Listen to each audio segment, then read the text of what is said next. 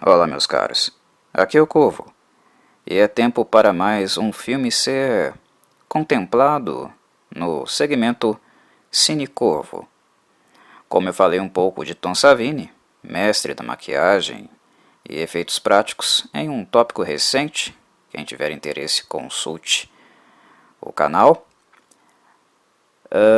E Tom Savini está muito ligado a um diretor que ajudou a sedimentar basicamente seu caminho dentro de Hollywood. Naturalmente, é algo natural eu abordar também agora esse diretor e justamente, digamos, o filme mais relevante dele, que por sinal foi seu primeiro filme e um filme ainda independente, de orçamento bem pequeno. Trata-se de George Romero. Muitas pessoas acreditam que Romero é o pai dos zumbis, o criador dos zumbis, ou coisas nesse sentido. Bem, isso está um pouco equivocado, visto que a concepção, o conceito de pessoas voltando à vida e vagando pela Terra, não é um conceito tão novo assim. Night of the Living Dead, o primeiro filme de Romero em que aborda justamente zumbis, é de 1968, ou seja, em 2019 esse filme completou 51 anos, correto? Então, obviamente, né, parando para pensar um pouquinho que seja, é algo óbvio que o conceito de pessoas vagando na Terra, mortos andando na superfície do planeta, não é um conceito assim tão recente. 51 anos é pouco mais de um século. Historicamente, isso é quase nada.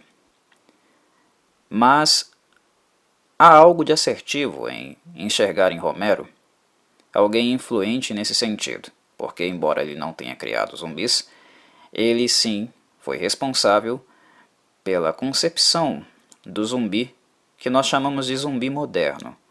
É o zumbi que permeia, digamos, a maior parte das inspirações pós-Romero. Não que Romero tenha inserido os flesh eaters, comedores de carne, também originalmente, porque George Romero teve inspiração de um escritor, na verdade, chamado Richard Matheson, o autor do livro I Am a Legend, Eu Sou a Lenda, que é um livro de 1954, que inclusive também, né, recebeu homenagens e referências com o próprio filme também em Hollywood. Sem I Am a Legend, o livro de Richard Matheson, não haveria Night of the Living Dead. Mas Romero é justamente o diretor, a pessoa que idealiza algumas concepções, algumas noções e as incorpora na tela. E aí ele insere outros elementos, mais algumas características que aí sim ajudariam a moldar, digamos, o nosso conceito, né, a noção mais imediata que a cultura popular tem do que seria um zumbi, que na verdade em sua forma, em seu construto, seria os ghouls, né? Os zumbis que alimentam de carne humana, que andam um pouco lentamente, né? Em virtude da sua constituição degradada, que possuem um instinto aparentemente animal, mas raciocinam muito pouco, e aspectos mais relativos, né, a esse formato, a essa estrutura que nós veríamos aí ser incorporadas em games, filmes e um monte de produções. Romero traz isso, expõe isso no cinema. E o cinema tem uma capacidade de um alcance, digamos, de um público muito maior que a literatura. Um livro como I Am Legend, por mais que ele seja um filme, um livro no caso, clássico, e um marco para tanto para as criaturas, né, quanto para o gênero, comparados a Night of the Living Dead, foi um livro que teve certamente um alcance muito menor. Não é nenhuma sandice dizer que muitas pessoas, se não fossem pelo filme Eu Sou a Lenda, I Am a Legend, não conheceriam a obra do Richard Matheson, né? Romero, ao trazer o zumbi para a tela e dar algumas pinceladas junto, certamente, com o roteirista do filme, né? Os dois trabalharam no roteiro, no caso, o George Romero e o John Russo. Eles tornaram, certamente, os zumbis mais populares. Trouxeram eles mais para o mainstream, tornaram os zumbis, digamos, uma opção mais interessante, mais vista a partir daquele momento, né, para o cinema de horror. Quase que criando uma própria categoria, um próprio gênero dentro do horror, né, que seria esse gênero zumbilesco, digamos assim. Que também anda com uma noção, né, que aí também é mão do Romero, é uma influência muito forte do Romero, que é o zombie apocalypse, né, o apocalipse zumbi. É o fato dos zumbis estarem aparecendo também no momento de queda, né, de fim de uma era de supremacia humana, né, onde todas as organizações, estruturas sociais estão em declínio e o planeta, né, a sociedade, a humanidade, realmente ruma para um cenário devastado, bárbaro, apocalíptico, né? Night of the Living Dead também introduz esse aspecto. Em relação ao Richard Matheson, autor de I Am Legend, o que ele tem a dizer sobre isso? Romero não deixou escondido, subentendido, que ele realmente fez uma homenagem a o Richard Matheson. Mas o Matheson, ao contrário, ele não levou isso na esportiva muito, não. Creio que devido ao fato, a grande repercussão que o filme do Romero teve, primeiro negativamente, porque para 1968 o filme do Romero é bastante chocante, né? Estamos falando de um Estados Unidos no fim da década de 60, né? Em um ambiente voltado para um clima tenso, né, em decorrência também do período histórico que tratava-se justamente da Guerra do Vietnã, que era algo próximo, das tensões entre os Estados Unidos e a União Soviética, né, da Guerra Fria, casos como esse. Os Estados Unidos encontravam-se numa época bastante contida e também muito de grande censura do que era de fato veiculado nos meios de comunicação. Quando The Night of the Living Dead sai, ele vai para o cinema, também não havia naquela época uma faixa indicativa de filmes para crianças e adolescentes. Inclusive o filme Night of the Living Dead é responsável para que eles comecem a pensar sobre isso, porque muitas crianças e adolescentes foram aos cinemas e viram um nível gráfico que para vocês que hoje assistem pode não parecer grande coisa, mas na época para aquele povo que ia para o cinema apenas para entreter-se e ter uma boa experiência, até mesmo em família, o que eles viram na tela, né? Mortos se levantando, um final pessimista, né? Pouco, digamos, status quo de cinema, né? Na verdade é um final bastante pessimista, onde, em tese, o mal, se bem que não é necessariamente um mal, né? Mas uma coisa, né, um acaso, uma fatalidade vence. Essas coisas não eram muito normais, muito recorrentes no cinema naquela época. Romero faz um filme bastante ousado, né? Ele tenta romper com um tipo de cinema comum naquela época. E ele ousa, e por ser um filme independente, de pouco dinheiro, ele não teve ninguém segurando ele nesse sentido.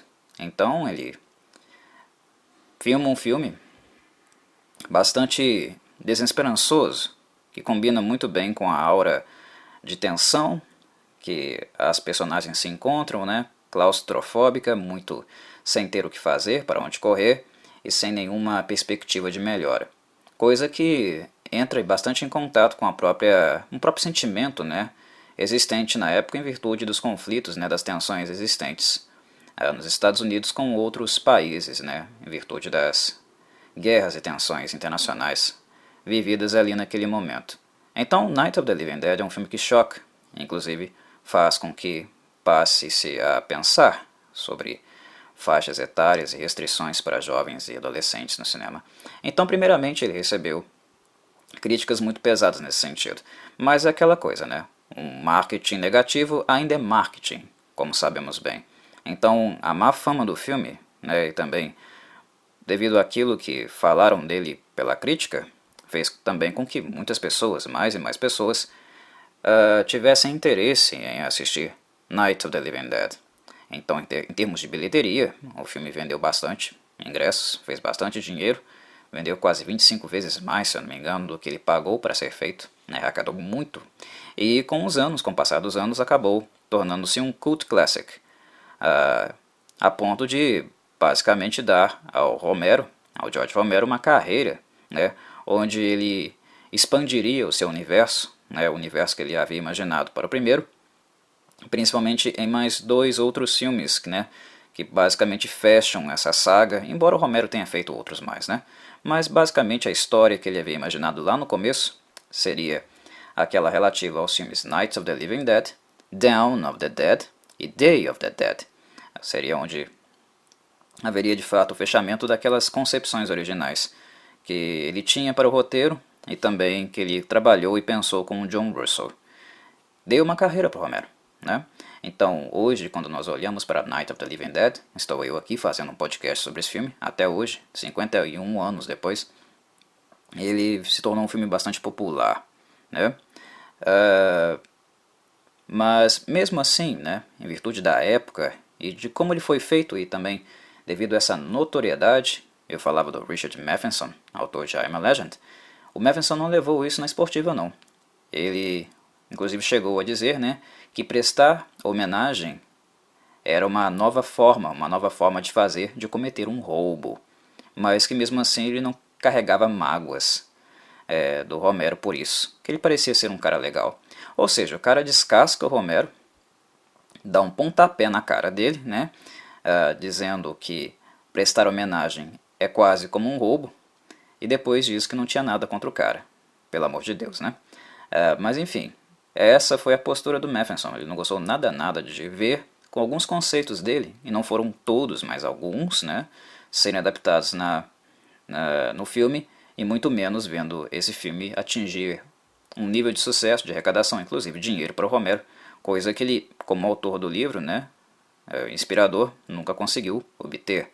Então foi uma boa dor de cotovelo aí que o nosso caro Richard Matheson teve. Como eu falei, trata-se de um filme independente, e o primeiro filme da cinematografia do Romero. Como o que inspirou a minha criação desse podcast foi justamente ter feito um tópico, né, um podcast sobre o Tom Savini. É importante dizer também que antes de Savini havia esse filme, né. O Savini não trabalhou em Night of the Dead, mas trabalharia, né, em Dawn of the Dead, onde ele aplicaria, né, basicamente os seus efeitos gráficos, né, as suas técnicas, né, protéticas, e faria efeitos práticos muito nojentos e grotescos, digamos assim, né, construindo mais uma aura, mais um ambiente, né, um contexto característico do gore. Mas Nights of the Living Dead é gore? Não, muito pelo contrário. E é até engraçado, né, nós pensarmos que o filme mais popular, né, o mais revolucionário, já feito no gênero dos zumbis, não é gore, porque normalmente os filmes de zumbis são gores, mas isso viria a posteriori. E o fato de não ser gore, mas ainda ser graficamente interessante e tenso, é o que faz com que Night of the Living Dead seja um filme realmente muito curioso e mais interessante do que os demais de zumbis por aí. Porque é justamente a trama psicológica que se cria em torno dele que mantém o filme com um nível de tensão e não banaliza, digamos assim, nem os zumbis e nem as pessoas que são alvo deles, né? Nós vemos seres humanos ali de fato, e não apenas uma carne pronta para o abate. Há uma certa relação maior que nós estabelecemos com as personagens em virtude de nós vermos elas mas como seres humanos, né? Personagens humanizadas, e não simplesmente um alvo ali, um figurante, né, que está ali pronto para ser devorado, estraçalhado apenas para o deleite dos mais cinéfilos mais grotescos, que gostam muito dessas coisas gráficas, né? Então é um filme com mais profundidade assim. E o fato é que isso também é uma coisa bastante interessante, é até surpreendente, porque o roteiro, como disse a atriz Judith O'Dea, né, que foi a atriz que fez a Bárbara, né, a Bárbara, aquela mesmo, né, We're coming to get you, Barbara. A Judith, Bárbara do filme, ela revelou numa entrevista que grande parte do roteiro sequer havia sido terminado. O Romero e o John Russo tinham algumas partes, alguns conceitos, né? E, digamos, a tríade que ajudou a construir o filme, basicamente, George Romero dirigindo e sendo responsável pela fotografia, né? O roteiro também com ele, mas mais com o John Russo, e a produção com o Russo Straimer. Esses três caras não chegaram a montar o construto inteiro. Então muitas coisas, muitas cenas que foram filmadas, momentos de Night of the Living Dead, foram feitos justamente através de improvisação, né? Tanto pelo ator Dwayne Jones, que certamente é o protagonista desse filme, e a Judith O'Dea, a Barbara. Muita coisa é improvisada. Então digamos que um esforço cênico dos dois principalmente criaram cenas bastante emotivas, né, intensas no filme, que não foi por causa do roteiro, ou porque havia um texto muito bem trabalhado e desenvolvido, mas por causa da capacidade dos dois, né, e do envolvimento dos dois, embora eles não tenham carreiras distintas, não tenham feito muitos filmes, né, a própria Judith decidiu encerrar a carreira dela bem cedo, cuidar mais da família, voltaria apenas a atuar tardiamente, né, já bem velha. Muito do crédito para Night of the Living Dead, o impacto emocional e o nível de tensão que ele acaba criando, é muito em virtude da atuação deles. Eles merecem certamente alguns cumprimentos por isso. Eles fazem um trabalho bastante interessante. E é claro que a maneira como o filme foi pensado e organizado ajuda muito nisso, porque trata-se de um ambiente claustrofóbico, né? Eles estão basicamente a maior parte do filme presos dentro de uma casa, né? Encerrados nela, sem lugar para onde correr, né? Sem como pedir ajuda, e cada vez mais, né, os mortos-vivos, os ghouls, vão circundando a casa, né? Atraídos por eles. Aí o ambiente restrito, né? O estar em quatro paredes e sem perspectiva de fuga, e a situação piorando lá fora, e basicamente um bando de zumbis tentando invadir uma casa que não é lá muito resistente, né? Uma casa de madeira. Mas o fato de as pessoas estarem tensas com essa situação, Barbara, o próprio Ben, né, que é o personagem interpretado pelo Dwayne Jones, né, e alguns outros como o Cooper, que é um cara mala sem alça, daqui a pouco eu falo nele, né? A esposa dele com uma criança que foi mordida, um casal de jovens namorados. Essas pessoas elas estão tensas, elas estão passando por um desgaste emocional muito gigante e inclusive algumas delas já estão quebrando, né? Quebrando no sentido psicológico mesmo. Elas já estão no seu clímax, ou até já passaram dele, já estão completamente abaladas, que é o caso da Barbara, né? Nós vemos um definhamento emocional, psicológico dela muito forte. Essas coisas, né, a forma como foi filmado e o environment, o ambiente, ajuda bastante. Mas o grande salto, o pulo do gato é justamente como, principalmente a Judith O'Dea interpreta, né, como ela aborda a personagem dela, e o Dwayne Jones, pelo fato dele dar também um certo equilíbrio, né, ele contrabalança essa relação. No mesmo momento em que a Barbara, né, a personagem da Judith, está totalmente destruída, né, fora de órbita, devido ao grande estresse emocional que ela está passando, o personagem Ben, do Dwayne Jones, é alguém muito autônomo, né, proativo. Ele sempre está pensando 2, 3 passos à frente no que pode acontecer e zelando, digamos, pela segurança dos envolvidos ali, desde que eles colaborem. Que não é o caso lá do Cooper, né, que é um cara que estava lá apenas para sabotar, basicamente, tudo o que eles faziam. É um cara que não escuta ninguém, é aquela figura, né, o sabe-tudo, o sabichão, dos momentos de crise, né, que ou as coisas funcionam do jeito dele, ou ele não ajuda com nada e tende a sabotar tudo. Vocês entendem, né, que tipo de perfil eu estou me referindo. Sem falar no aspecto que também é marcante nesse filme, embora seja algo não muito explícito, é algo muito implícito, né? Também é um elemento de racismo, né? Porque, por mais que o Romero não deixe isso claro, nós temos que pensar o filme no contexto histórico-social daquela época. E naquela época não existia nos filmes, né, no cinema americano, um protagonismo de atores negros. Que é o caso aqui. Dwayne Jones é um ator negro, né, e um protagonista desse filme. É uma coisa completamente ousada para a época, né? Principalmente se nós levarmos em consideração, né, o formato do filme, as características que ele possui, né, o estilo grupo de extermínio que se organiza, as pessoas como elas se movimentam, né, se organizam para fazer limpas e caçadas, que lembra muito um aspecto sulista, né, de lynch mob, né, grupos de extermínio mesmo, que naquela época tinham questões sociais envolvidas. Os Estados Unidos, né, como o Brasil, ele tem um histórico muito antigo de racismo. E o George Romero, ele toca nisso aqui levemente. É uma outra característica dos filmes do George Romero. Ele não filma apenas para mostrar zumbis comendo as pessoas. Ele pouco se importa com isso, embora tenha um espaço muito grande na obra dele. Digamos que o acento dele são em algumas mensagens, algumas críticas que ele quer fazer por meio desses acontecimentos. Pelo fato dos acontecimentos serem situações limites, situações críticas, ele aproveita para abordar outros elementos sociais, outras críticas de maneira bastante singela, né?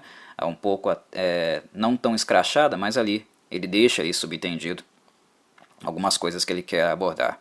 E a escolha de Dwayne Jones para ser o protagonista nesse filme e colocar justamente um patriarca, um branco de meia idade, que vê nele, né, ele não vê nele não apenas alguém discordante, algum rival, ele vê nele alguém que não se pode confiar. Né? Eu acho que a grande questão entre o antagonismo que é gerado entre Dwayne Jones e o ator, né, o que faz o Cooper, né, entre Ben e Cooper, esses dois personagens, é muito pelo fato de o Cooper ver nele alguém em quem não se deve confiar. Né, e isso, certamente, devido a ser 1968, né, e ser o protagonista negro, todas essas questões envoltas e implícitas que o George Romero está trabalhando, claro que tem uma questão racial envolvida aí. É bem implícito mesmo, porque o George Romero não tem intenção de claramente debater essas questões no filme porque não é o acento, mas a mensagem está ali. É como se fosse uma mensagem criptografada, né? Um Morse, digamos assim, que está ali acontecendo entre as tensões e cabe ao telespectador mais atento, né, mais reflexivo, captar essas mensagens, inclusive acerca, né, das relacionadas a momentos de tensão política. Mas, enfim, é o conjunto dessas situações, né, é o conjunto desses elementos que tornam Night of the Living Dead bastante interessante.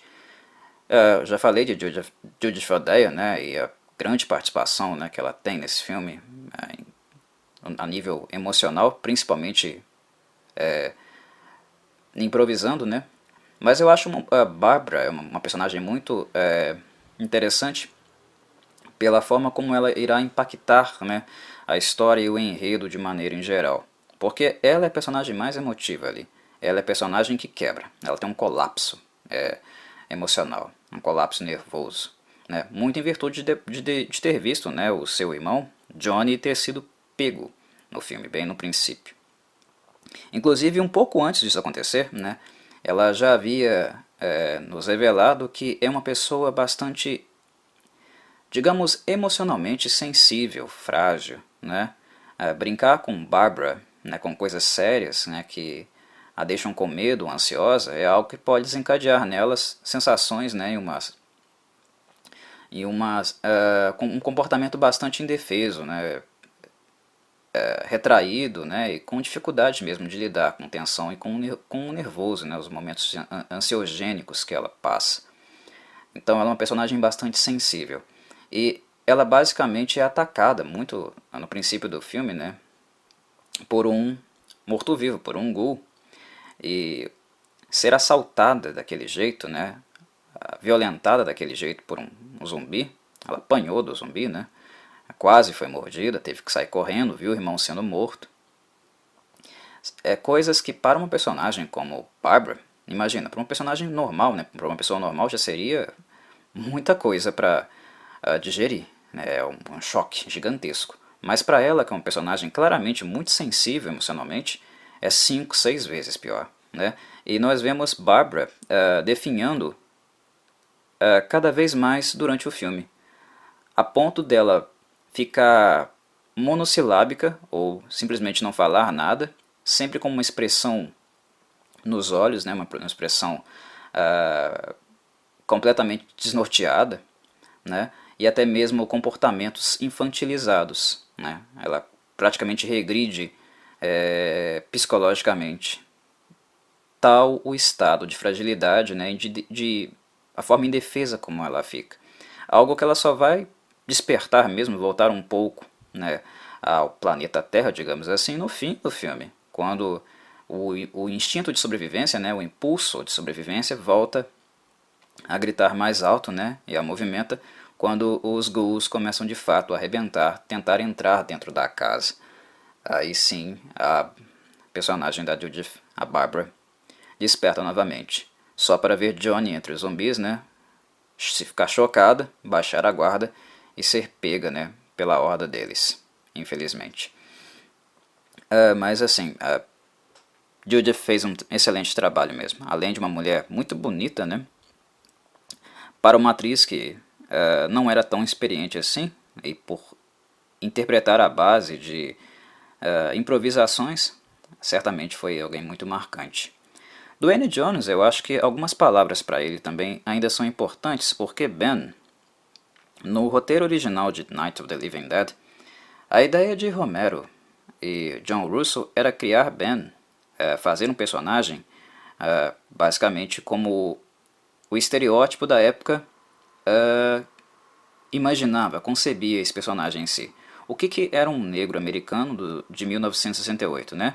O que é a concepção racista, né, ideológica que se tem de um homem de meia idade, né, negro, nos Estados Unidos daquela época? Alguém mal educado, né, vulgar, né, pouco inteligente. E esse era o Ben que foi escrito no roteiro, né, esse Ben idealizado, né, ideologizado no caso, né, preconceitualmente, o que na verdade esse estereótipo, né, na verdade, ele foi criado intencionalmente como forma de crítica, né. Essa era a intenção, criticar, né, criar, mostrar para criticar, para dar fazer construir uma crítica em cima disso, né. Esse Ben, mal educado, meio roceiro, né, sem muito preparo, um homem vulgar, foi apresentado no primeiro esboço de roteiro que o Romero e o John Russo tinham em mãos. Isso foi apresentado para o Duane Jones. Mas o Duane Jones, enquanto ator, era alguém, digamos, com uma educação muito boa.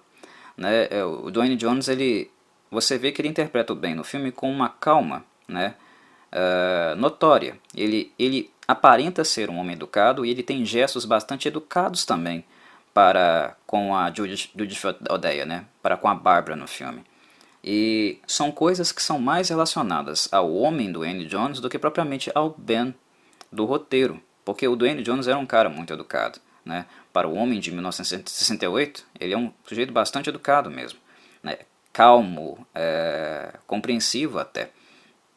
E nós vemos isso, né, nos momentos que inclusive são momentos que não há fala, mas apenas uma relação ali de duas pessoas fazendo coisas na casa e convivendo juntas. E essas são coisas da formação educacional que ele tinha. Né? Ele era um homem bastante educado e cortês. Quando ele leu o script, ele se negou a ser daquele jeito, né? E eu creio que Duane teve um motivo forte para isso, que já que ele estava tendo um papel, né, de protagonismo em um filme americano, e para isso, né, para isso acontecer, um negro ser protagonista num filme americano era algo raríssimo. Eu creio que ele deve ter pensado, né, educado como era, que ele não poderia perder essa oportunidade para também fazer algo para o público americano no sentido de mostrar, olha, né, negros também são educados, negros também podem ser cultos, negros podem atuar, né?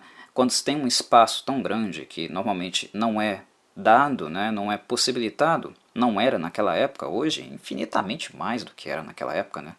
Mas naquela época isso era muito, né? Isso era uma oportunidade que não dava para deixar passar, né? Mesmo que fosse um filme independente. E de certa forma era um filme independente bem extremo, então ele seria visto, ele seria notado pelo público e pela crítica em algum momento. Então eu creio que o Duane deve ter pensado, olha, não, eu vou passar uma mensagem aqui, né, de que um negro não é necessariamente um homem mal educado, não é alguém não civilizado, né, que inclusive pode ser aquele que mais pensa em situações de risco, né, que mais pode ser proativo em situações onde é necessário colaborar, né, ser alguém que não necessariamente necessita se ter uma desconfiança em relação a ele apenas por causa dos seus aspectos, traços, né, característicos da sua etnia, né. Então eu creio que ele se colocou, não foi simplesmente uma birra, não vou fazer esse personagem porque eu não gosto dele. Não, ele apenas percebeu no roteiro, olha, isso aqui é estereotipado, se eu vou ser protagonista nesse filme, né, se já me foi dada essa oportunidade, algo que torna vocês, produtores e diretores, alguém à frente, né, do que comumente nós vemos, né, alguém que desafia um status quo, vamos fazer isso direito, né. Eu não preciso ser um personagem, né, estereotipado, eu posso ser alguém, um cidadão normal, comum como qualquer outro, educado, polido como qualquer outro e proativo, como acham que a maioria de nós, né, enquanto classe, não somos, né, enquanto grupo, não somos. Então eu acho que foi um movimento dele nesse sentido, porque ele não era qualquer um. E era um sujeito muito pacífico, um sujeito muito educado, e que certamente eu acredito que teve um pensamento nesse sentido. O personagem Cooper, eu havia falado dele para vocês, né, que ele existia para rivalizar, né, entrar em antagonismo com o Ben, o personagem do Dwayne Jones. E é um fato bastante marcante também no filme, né, como a sabotagem, né, a maneira muito pouco assertiva que os humanos trabalham e lidam com problemas, principalmente em virtude de noções e preconceitos que eles possuem, né, ideias muito fixas, né, muito intolerantes, muito arbitrárias, mesmo em situações de extrema necessidade, o quanto essas arbitrariedades mesmo, essa incapacidade de diálogo, contribuem seriamente para colocar, basicamente, não apenas os sujeitos, mas todos em volta dele, né, em perigo. E eu creio que Night of the Living Dead não poupa uma abordagem onde isso fica bastante explícito, né, a ponto de poder ser criticado e ser refletido, digamos, por quem assiste. Inclusive a forma, né, o que desencadeia atitudes como essa, né, contraprodutivas como essa, que é feito na relação, é apresentado na relação entre Cooper e Ben, a forma como realista também, como o Romero aborda isso, é bem interessante. Porque, como eu falei lá no começo, Nights of the Living Dead é um filme fatalista, é um filme mais voltado ao drama também. É um filme de zumbi muito dramático, muito tenso, né? Muito claustrofóbico, onde tudo está definhando e vai definhando aos poucos, em virtude das posturas que nós vemos dos personagens no decorrer dele. Tudo ruim, né?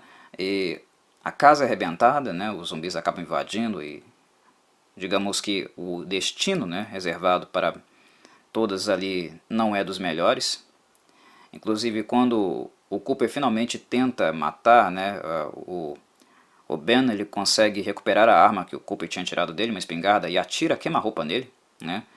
O sujeito tentou matá-lo, ele pegou a arma e atirou no cara, né? Sem pestanejar, sem conceito moral ali.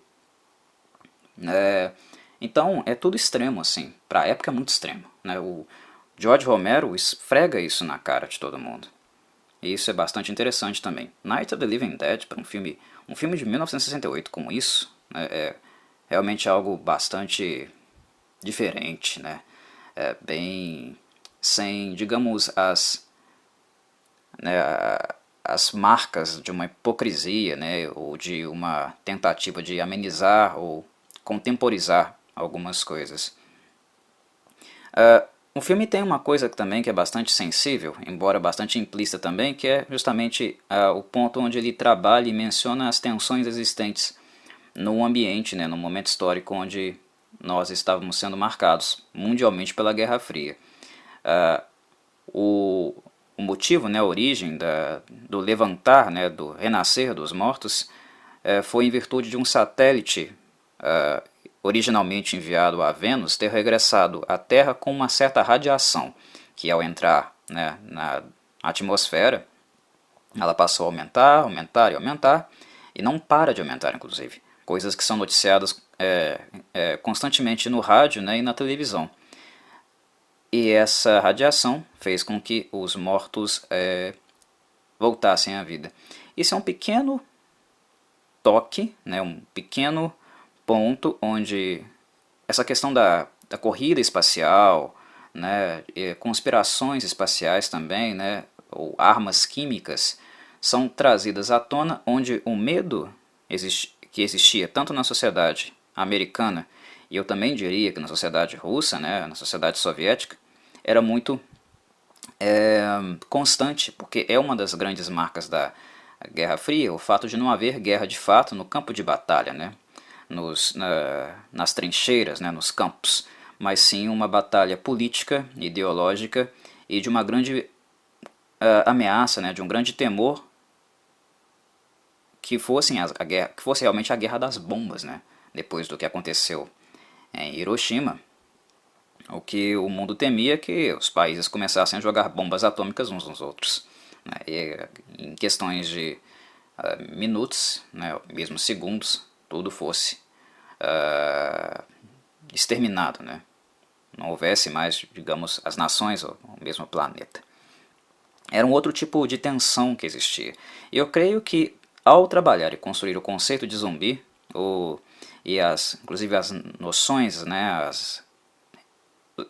a origem, os motivos, né, o que desencadeia de fato eles renascerem, voltarem a viver nesse estado undead, né, semi-vivo, semi-morto, nessa coisa que eles são, eu acho que o Romero pega justamente no temor, na raiz, né, do que de fato a sociedade americana temia na época. E isso torna também, certamente torna também, o filme bastante tenso, né, bastante algo bastante grotesco também no sentido do que ele leva as pessoas a imaginarem, né, do modo como ele trabalha com o meio do real e cotidiano que essas pessoas tinham nessa época, né. Isso está sendo retratado de maneira diferente no filme, né, no conceito dos zumbis, na forma como eles voltam, mas digamos que esse modo, né, esse jeito é algo contemporâneo, é algo que dialoga com o medo, um temor que era cotidiano das pessoas naquela época, né? Então é um modo também de ter um impacto psicológico muito significativo nesse sentido. Night of the Living Dead termina com a morte de todos os personagens, né? Como se sabe. Para quem acompanha o Cine Corvo sabe que é um bloco, né, de spoiler certamente. Então, nenhuma surpresa, né? Para quem está ouvindo aqui. Sempre sugiro, né, consultar as minhas outras redes sociais, meus outros lugares, para não tomar spoilers ou até mesmo assistir os filmes antes de vir escutar os podcasts, aqueles que se interessam e gostam das minhas observações. Mas uma coisa que também fica para mim marcada no filme, no seu desfecho é o fato de como o Ben, sendo o último personagem restante, né, é o fato como ele é exterminado. Ele, digamos que o grupo de extermínio, né, que na verdade é feito por policiais, mas a maior parte por civis, né, civis armados, o quanto também esse momento do filme é crítico no sentido de como as pessoas se organizam em grupos, né, e tentam fazer justiça com as próprias mãos ou resolver problemas sociais com as próprias mãos, onde o Estado justamente falha, né, onde seria obrigação dele elaborar estratégias de enfrentamento realmente mais pertinentes a isso. Um monte de gente com arma é um monte de gente sem treino, sem preparo também para fazer isso. Então nós vemos pessoas, né, a maior parte deles brancos, armados, atirando em zumbis a céu aberto. E basicamente a atividade deles é essa, eles não tinham preparo para analisar ou resgatar alguma coisa. Eles estavam ali justamente para disparar em objetos que se movessem, né? Aquela velha ideia, né? Aquela velha prática do atire primeiro, pergunte depois. E isso é uma crítica também, né? Uma crítica certamente muito forte. Ao ver um movimento dentro da casa, de longe, o cara levanta a arma e atira, né? O tiro entra pela janela e mata o Ben lá dentro. Ele só viu alguém se mover, mas ele não sabia se era alguém vivo, né? Se era alguém que ainda podia ser resgatado. Mostra preparo, despreparo, também o quanto é nocivo, né? Armas e possibilidades de extermínio, né? Ser algo de acesso ao público civil em geral. Pessoas que não têm preparo nenhum para poder fazer isso. Então, eu creio que também seja uma crítica bastante pontual de Night of the Living Dead. É algo que faz pensar. E que dá também, né? Finaliza o filme com o Ben sendo retirado da casa, sendo carregado lá para fora, colocado na fogueira com os demais corpos. Dá um clima totalmente angustiante, né? Nauseante para o fechamento do filme, onde fica apenas a desesperança. Finalizando este podcast, já está na hora, mas não poderia deixar de dizer, de afirmar isso como as últimas considerações. Do ponto de vista musical e do ponto de vista fotográfico, Night of the Living Dead ainda se assemelha muito aos filmes da Hammer Films, né? Hammer Films, que era justamente o estúdio britânico que produzia muitos filmes de horror, mas com certeza, né, com gore, né, um nível de agressividade, né, de nível de brutalidade muito maior do que os filmes da Hammer, com certeza. A morte da esposa do Cooper, né, é algo muito impactante, né, muito extremo para a época, coisa que nem de longe, né, nós veríamos em um filme da Hammer, por exemplo. E é uma coisa também que não é apenas o gráfico, né, não é apenas o sangue ou os golpes e a forma como se filma. Em Night of the Living Dead nós não vemos isso porque não é um enfoque, é como eu havia dito antes, mas é toda a forma como a cena é construída, onde você filma, né, os cortes de foco, né, no rosto da criança, do zumbi, no rosto da mãe cheio de terror, né, na arma que está sendo utilizada e a forma como ela abaixa e levanta, né, a marca de sangue na ferramenta. Uma coisa que inclusive eu digo, né, Night of the Living Dead é um filme para ser visto na forma original dele, ou seja, preto e branco. Eu creio que quando ele é reeditado e algumas versões a cores começam a ser veiculadas no cinema, algo do filme também se perde. Porque há coisas que nós não necessariamente precisamos ver, nós precisamos sentir. E eu creio que a aura preto e branco antiga desse filme, né, o cinza desse filme e os tons de negro, né, que dá aquela sensação viscosa de um sangue grosso, né, de um sangue realmente denso, ajudam muito a transmitir, né, uma sensação repugnante a Night of the Living Dead e também a criar o clima soturno, né, realmente noturno e de sombras e trevas que existe nesse filme.